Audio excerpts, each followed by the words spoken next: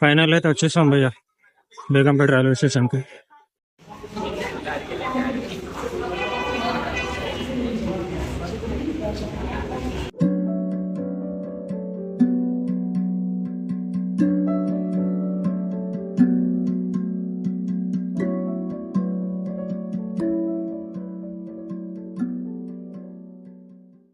ఈసారి కూడా అడిగినా మా ఫ్రెండ్స్ని రన్ డ్రాప్ వేద్దామని, బట్ వాళ్ళు ఏమన్నారంటే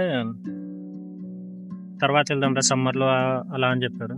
నేను చెప్పే వాళ్ళకి లేదు లేదు నా దగ్గర ప్రజెంట్ డబ్బులునే పోతే ఇప్పుడే పోదాం, మళ్ళీ సమ్మర్ ఆ టైంలో మళ్ళీ నా దగ్గర డబ్బులు లేకపోతే అది చాలా ప్రాబ్లం అవుతుందిరా, అప్పటికి మళ్ళీ డబ్బులు లేకపోతే నేను ఎట్లా నన్ను రాను మీరే ఉండి అంట.